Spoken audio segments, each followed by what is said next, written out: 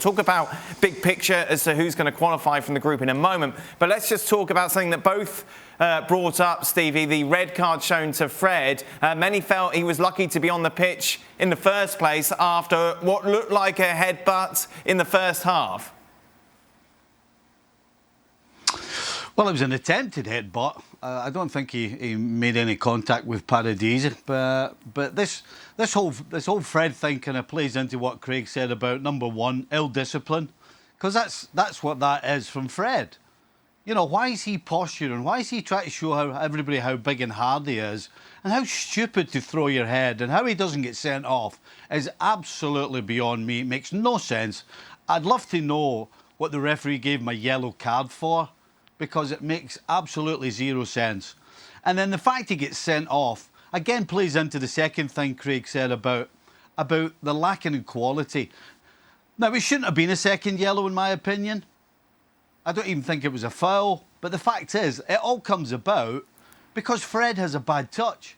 So you've got one of Manchester United's starting 11. He's now one of the starting 11. He's ill-disciplined and his touch is poor. So we wonder why Manchester United are average. And actually, let's be honest, were we expecting a fantastic classic game of football here? Because both of these sides are average. Neither of these sides are going to win the Champions League, that's for sure. But anyway, regardless of that, back to your question, 100% a red card. The ref will be reprimanded. Yes, yeah, because of that. And then we also saw the challenge as well that he produced in the first half, which could have seen a second yellow. Many suggesting that Solskjaer should have taken him off at half-time because it was clear that his head had gone slightly and PSG were trying to get him sent off. Didn't, and then obviously he did get that red later on, even though it was harsh. Well, I think that tells you where they are as well, that one, either he didn't think about taking him off, or two, he didn't like the other choices. Wow. And one of those choices is Paul Pogba, obviously. Yeah, but he doesn't like Paul Pogba, and for very good reason, because that's not Solskjaer's fault, that's Pogba's fault. We've discussed that. Coming off the bench with a bit to go to try and salvage a game. Tells you all you need to know. Look. Yeah, but no, Craig, I'm sorry, but if you don't have Pogba, you have Van de Beek. And you have to really wonder why they bought Van de Beek during the pre-season, because that's absolutely crazy. Yeah, but maybe Solskjaer didn't buy him. And that's been one of the rumours going around, that Man United have been going out. And to be fair, Solskjaer, you know, and I'm not his biggest fan as a Man United manager, but I do believe he was asking for certain players and he was getting different players.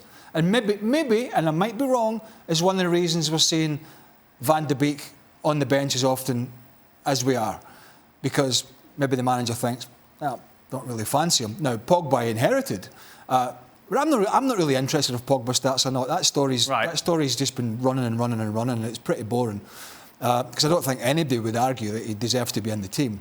However, he probably should have taken him off, but it's ill-discipline, and then to Stevie's point, PSG are going to go through because they're playing Besiktas in the final round. The Leipzig-Man United game is huge in Germany. Right, it's going to be a huge game. They've no Upamecano. He got a yellow card. He's suspended.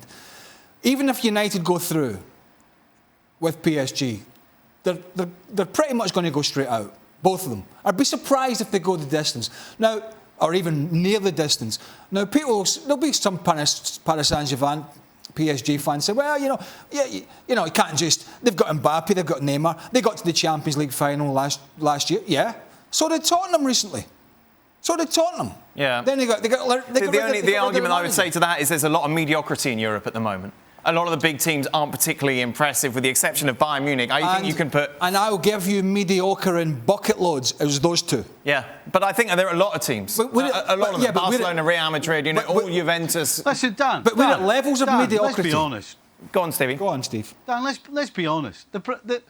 We've been saying this forever, right? PSG is all about Mbappe and Neymar. And that's why they're never going to win the Champions League. The rest of the team are bang average, but whenever these two are on fire or fancy it, then they can do things. So, yes, they got to the Champions League final, but it was an incredibly easy run they got, and they weren't particularly great, and the teams they played against weren't particularly great. So, you can't hang your hat on a team on two players. especially with the injury. Yeah, and you know what? The injuries that Neymar has had over the last couple of years as well. So, I mean, honestly, a decent team with no superstars will beat PSG. Let's go back to the red card briefly, and to Stevie's point. And there'll be people out there saying, well, was it Paredes that was involved? I think it was. Oh, well, he went down too easy. Well, that's not the reason not to give the red card, because the IFAB laws of the game, if you push your head forward, if those two heads had just come together, the chances are, if it was just a soft touch, yellow card for each of them probably.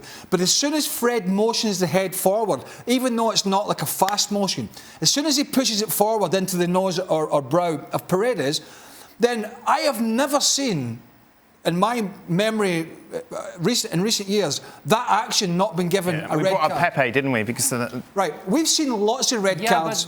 One second, Frank. Right. We've seen lots of red cards that we think are soft, but it's a forward motion that it's generally always adjudged as a red card for that intent. Right? Yeah. Now, once the referee, I've got to be honest, once the referee went over to the monitor, he seen 2 replays and then he was off, and I thought, simple. Yeah. He doesn't need to see anymore. And he come over and gave a yellow card. I mean, it hasn't altered the story for PSG, but if they hadn't have picked up points, they would have been pretty annoyed at that non-red card. Thanks so much for watching ESPN on YouTube. And for more sports highlights and analysis, be sure to download the ESPN app. And for premium content and live streaming, subscribe to ESPN+.